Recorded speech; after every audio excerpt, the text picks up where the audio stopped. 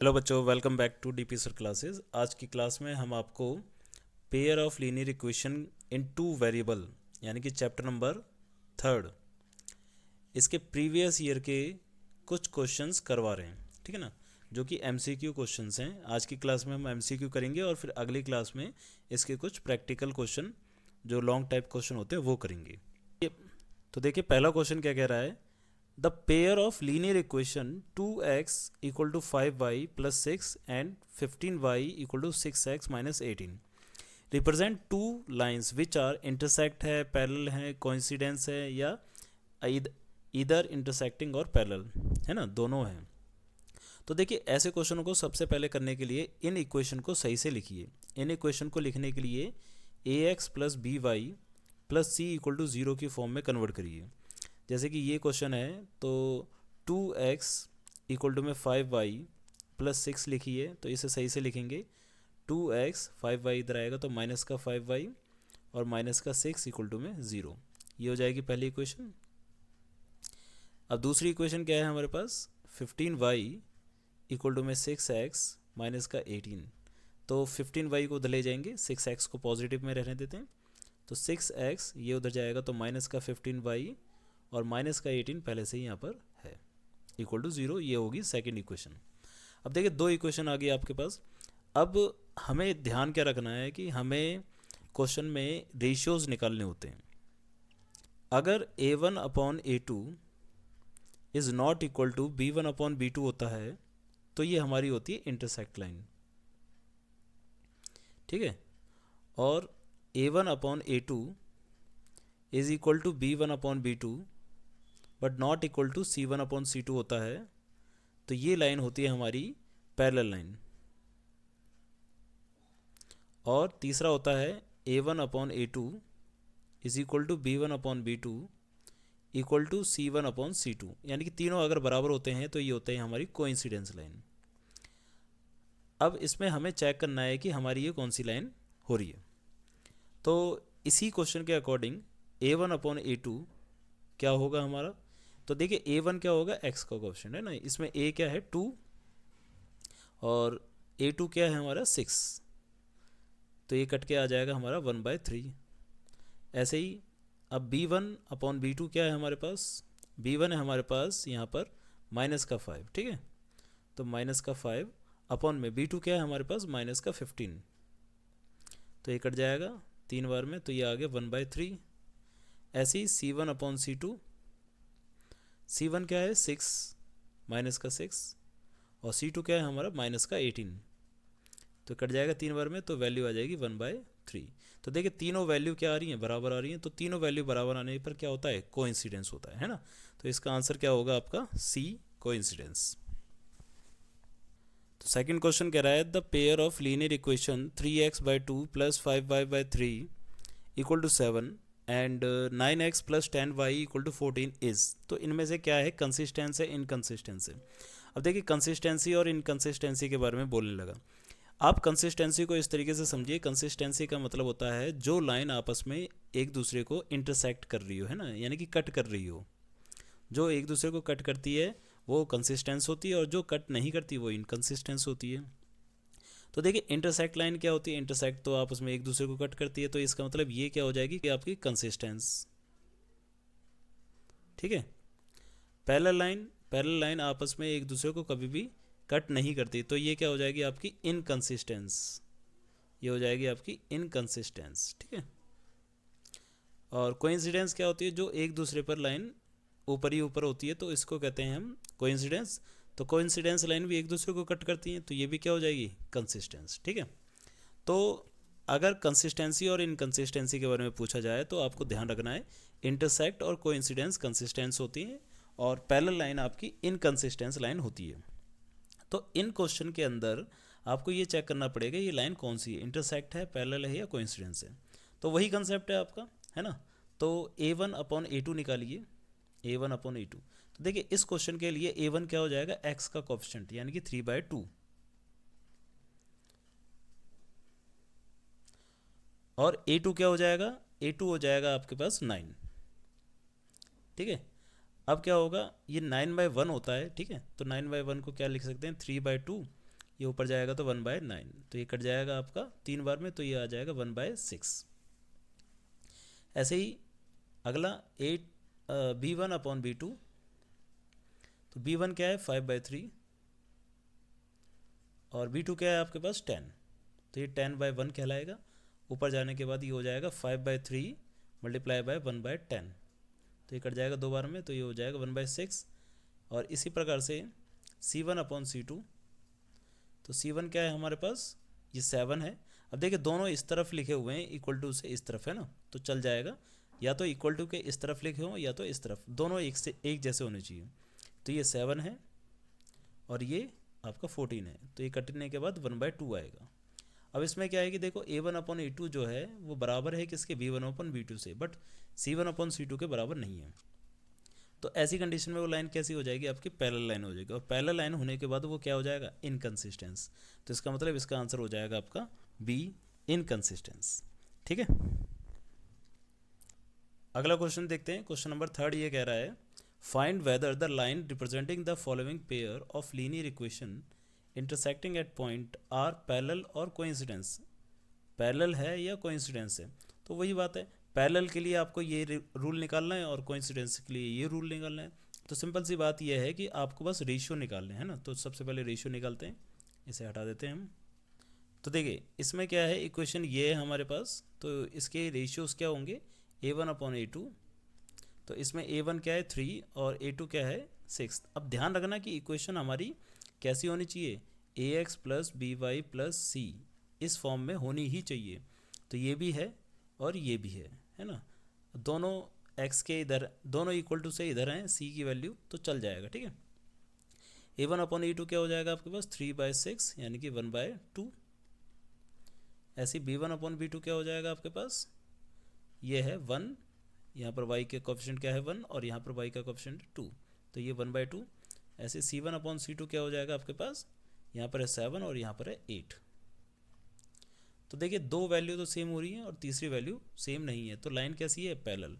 तो इसमें आंसर हो जाएगा आपका ये पैरेलल लाइन है। ठीक है, बहुत ही सिंपल सा कंसेप्ट चल रहा है। सारे क्वेश्चन देखिए उसी बेस पर आ रखे हैं।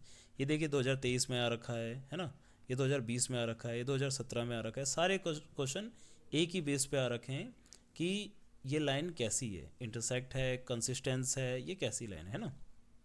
अब देखिए ये वाला क्वेश्चन और ये वाला क्वेश्चन तो दोनों रिपीट हो रहे हैं बिल्कुल, है ना, दोनों क्वेश्चन एक ही हैं, 3x + y = 7 और 6x + 2y = 8, तो ये रिपीटेड क्वेश्चन है। क्वेश्चन नंबर 4 देखते हैं। क्वेश्चन नंबर 4 कह रहा है, find whether the following lines representing the following pair of linear equation intersect at point और पैरेलल और कोइंसिडेंस। तो तीनों में से क्या है, तो देखते हैं। तो हमारे पास ये इक्वेशन है, तो सबसे पहले क्या करना है, इसके रेशियोज निकालने हैं। बोर्ड में ये 2017 में आया है, तो A1/A2 निकालते हैं इसका। तो A1 क्या है हमारे पास 3/2। अब देखिए लाइन सही लिखी है कि नहीं लिखी, AX + BY + C की फॉर्म में लिखी होनी चाहिए, है ना। तो AX + BY = C और AX + BY = C सही लिखा है, ठीक है ना। तो ये A1 क्या है हमारे पास 3/2 और A2 क्या है हमारे पास 3/2, तो ये कट के क्या आ गया 1। ऐसे B1/B2 निकालेंगे, तो B1 क्या है हमारे पास 5/3, y का जो कोफिशिएंट होता है वो B1 होता है 5/3 और B2 क्या है हमारे पास 2/3, 3 से 3 कट जाएगा तो ये बचेगा आपके पास 5/2। तो नेक्स्ट है C1/C2 यानी कि 7/6। अब देखिए यहाँ पर क्या है कि A1/A2 और B1/B2 ही आपस में मैच नहीं हो रही, ये 1 है और ये 5/2 है। तो इसका मतलब लाइन कैसी होगी, लाइन होगी आपकी इंटरसेक्ट, है ना। स्टार्टिंग में ही बता दिया है कि A1/A2 is not equal to B1/B2 होगा, तो लाइन कैसी रहेगी, इंटरसेक्ट। तो इसका मतलब क्या है, इसका आंसर हो जाएगा आपका इंटरसेक्ट, है ना। ये लाइन कैसी है आपकी, इंटरसेक्ट लाइन है, ठीक है, इंटरसेक्ट लाइन। अगला देखिए, अगला कह रहा है कि find whether the line representing the following pair linear equation intersect है, पैरेलल है, कोइंसिडेंस है। सारा कंसेप्ट वही चल रहा है ना। लाइन कैसी लिखी हुई है, AX + BY + C = 0, AX + BY + C = 0। बहुत ही सिंपल से क्वेश्चन है। देखिए एक एक नंबर के क्वेश्चन है, दो नंबर के क्वेश्चन है, कितने आसान क्वेश्चन है ना। बस आपको रेशियोज याद रखने हैं।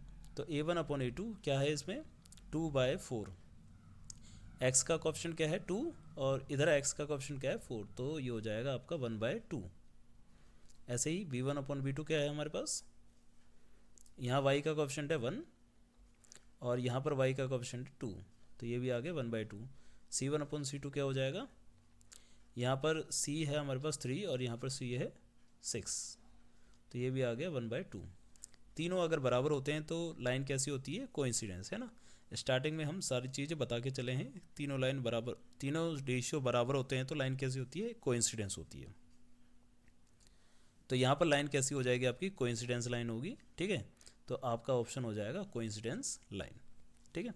अब ग्राफिकली मेथड वाले क्वेश्चंस आ गए हैं जो कि पेपर में आए हैं एमसीक्यू में। पहला क्वेश्चन कह रहा है कि the pair of line representing by the linear equation this and this are perpendicular parallel intersect coincidence. तो इसमें भी वही कंसेप्ट है, इसमें भी आपको क्या निकालना है, a1/a2 रेशियोज निकालने हैं सबके। तो a1 क्या है इसमें 3 और a2 क्या है इसमें 4, ये तो आ गया 3/4। ऐसे b1/b2, b1 है आपके पास 2 और b2 क्या है 8, तो ये भी क्या आ गया 1/4, ये 1/4 आ गया, सॉरी। अब क्या है कि a1/a2 और b1/b2 देखिए सेम नहीं है, है ना, ये 3/4 है और ये 1/4 है। तो लाइन कैसी हो जाएगी आपकी, इंटरसेक्ट लाइन।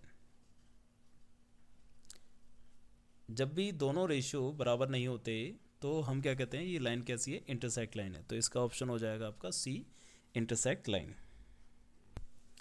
अब देखिए नॉर्मली तो हमें पता चल गया है कि ये इंटरसेक्ट कर रहा है, बट क्वेश्चन के अकॉर्डिंग हमें बोला गया है ग्राफिकली मेथड से बताना है, तो आपको इसका ग्राफ बनाना पड़ेगा, है ना। तो किसी भी लाइन का ग्राफ कैसे बनाते हैं ये चीज़ समझते हैं। तो देखिए लाइन है हमारे पास 3x + 2y = 7, तो इसका ग्राफ कैसे बनाएंगे, एक बॉक्स बनाना होगा आपको और उस बॉक्स में एक जगह x और एक y रख देंगे। अब आप यहाँ पर x की जगह ना 0 रखना है ना, तो आप एज्यूम करना है कि x की जगह 0 है, तो अगर x की जगह 0 रख दोगे आप तो यहाँ पर y की वैल्यू क्या आएगी आपके पास बताइए। तो ये तो 0 हो जाएगा, ये हो जाएगा 2y = 7 और y की वैल्यू आ जाएगी 7/2, ठीक है। तो यहाँ पर 7/2 आ गया। ऐसे ही यहाँ पर y की जगह 0 रख दोगे, एक बार दोनों वैल्यू को रखना होता है, ठीक है ना।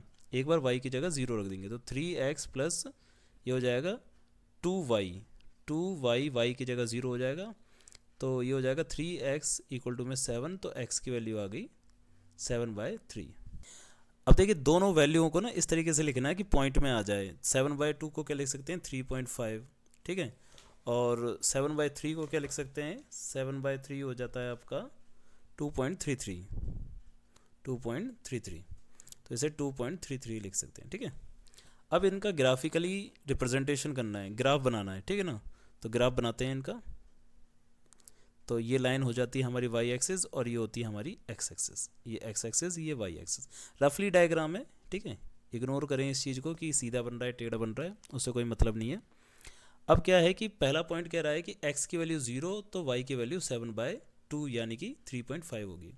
एज्यूम करते हैं कि यहाँ पर 1 होगा, यहाँ पर 2 होगा, यहाँ पर 3 होगा, यहाँ पर 4 होगा, ऐसे है ना। तो 3.5, y की वैल्यू 3.5 और x की वैल्यू 0, तो 3.5 यहाँ पर होगा और x की वैल्यू 0 भी यहीं पर होगी, तो ये पॉइंट एक ये वाला हो जाएगा। ऐसे यहाँ पर भी 1 2 3 4 ऐसे जाएगा। तो x की वैल्यू 0 रखने पर, अब y की वैल्यू 0 रखनी है, तो y की वैल्यू 0 रखने पर x की वैल्यू क्या आ रही है 2.33, तो 2.33 मतलब 2 से थोड़ा सा आगे ये वैल्यू होगी। अब इन दोनों को क्या कर देना है, जोड़ देना है। तो इन दोनों को हम क्या कर देते हैं, जोड़ देते हैं, तो ये लाइन हमारी हो जाएगी कुछ इस तरीके से। तो ये लाइन आ गई हमारी, ठीक है ना, ये लाइन आ गई हमारी, ये लाइन आ गई हमारी पहली वाली लाइन।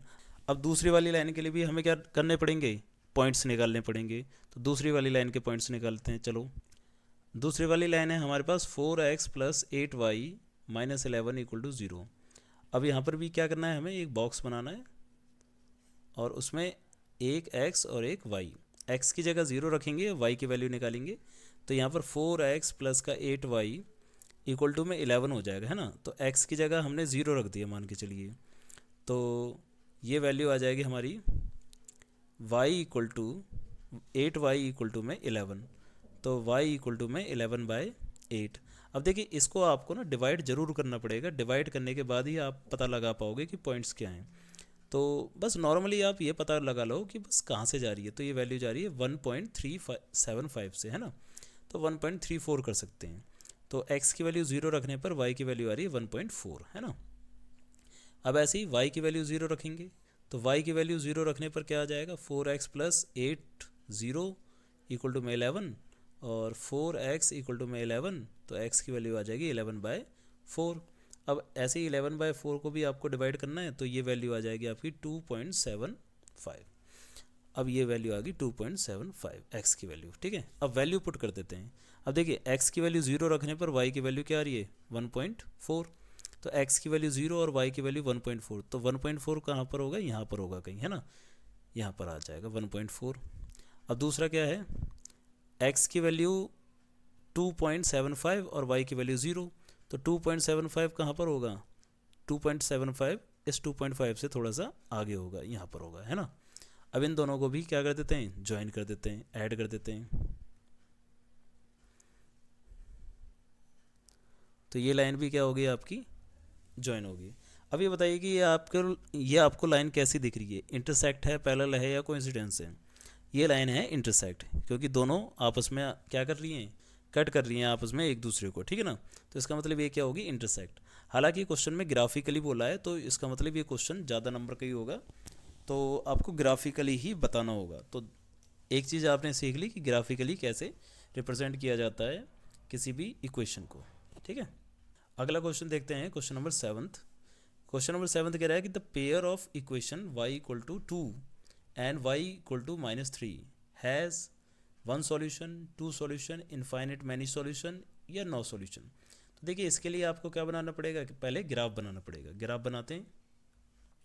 अब देखिए ग्राफ कैसे बनेगा, इसमें एक y है और एक हमारी x है, ये हो गया हमारा, है ना।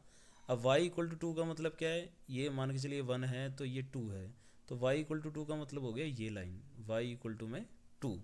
y इक्वल टू -3 मतलब ये -1 हो गया, ये -2 हो गया, और ये -3 हो गया, है ना, इस तरीके से। तो y इक्वल टू -3 ये लाइन हो जाएगी, y इक्वल टू -3 ये लाइन होगी।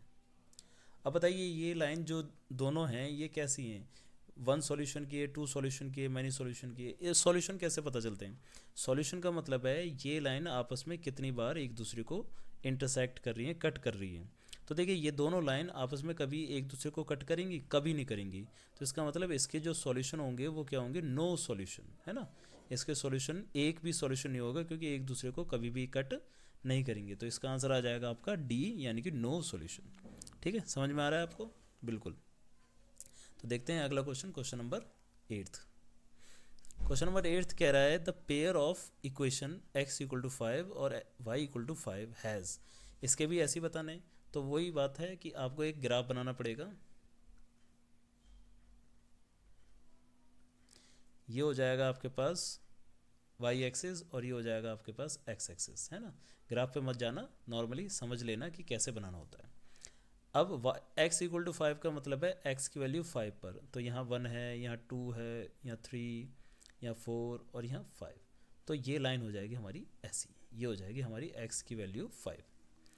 अब y की वैल्यू 5 मतलब ऐसे ही 1 है, 2, 3, 4 और ये 5, तो ये लाइन हो जाएगी हमारी 5। तो ये आगे जाकर तो आपस में टकरा सकती है ना, ये अगर आगे बढ़ जाए तो ये आपस में टकरा सकती है यहाँ पर, ठीक है। और ये पॉइंट कौन सा होगा, यहाँ पर x की वैल्यू है 5 और y की वैल्यू भी क्या रहेगी यहाँ पर 5। तो क्वेश्चन ये कह रहा है कि इसके कितने सॉल्यूशन हैं, कितनी बार आपस में टकरा रही हैं, ये एक बार आपस में टकरा रही हैं, तो इसका मतलब इसके सॉल्यूशन है एक, तो उसे कहेंगे हम यूनिक सॉल्यूशन। यूनिक का मतलब होता है एक, है ना, 1 सॉल्यूशन। यूनिक का मतलब होता है एक, है ना। तो इसके कितने सॉल्यूशन है, एक सॉल्यूशन है कि एक ही जगह पर ये इंटरसेक्ट कर रही है, ठीक है। अगला देखते हैं question number 9। The pair of equation x equal to a and y equal to b graphically represent line which are. अब देखिए बहुत ही सिंपल है, यहाँ पर क्वेश्चन में थोड़ा सा इसे घुमा दिया। यहाँ पर x की जगह a बोल दिया, जैसे कि x की जगह 5 बोला था, अब y की जगह b बोल दिया, y की जगह 5 बोला था। बच्चा यहाँ पर कंफ्यूज हो जाएगा।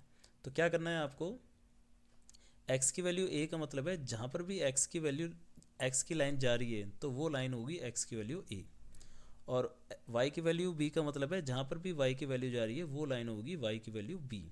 तो यहाँ पर इस वाले पॉइंट पर x की वैल्यू क्या है a, और इसी पॉइंट पर y की वैल्यू क्या है b, तो इंटरसेक्ट कहाँ पर कर रहा है ए बी पर, तो इंटरसेक्टिंग एट ए बी, तो इसका सीधा सीधा आंसर आ गया ए। ठीक है ना, बहुत ही सिंपल सा कंसेप्ट चल रहा है। सारे क्वेश्चन एक ही बेस पर पूछे जा रहे हैं, हर साल पूछे जा रहे हैं। ठीक है ना, तो कम से कम 2-3 क्वेश्चन तो इससे रिलेटेड आ ही जाएंगे एमसीक्यू में, और 2-3 मार्क्स तो आपके कवर हो ही जाएंगे। अगला कह रहा है solve the pair of equation x equal to 5 and y equal to 7 graphically. Graphically है 2023 में आ रखा है, और कितने मार्क्स का है, 2 मार्क्स का है। अब ग्राफ तो आप इसका बना सकते हो, अगर ग्राफ बनाया जाए तो कैसे बनाएंगे ग्राफ, देखते हैं।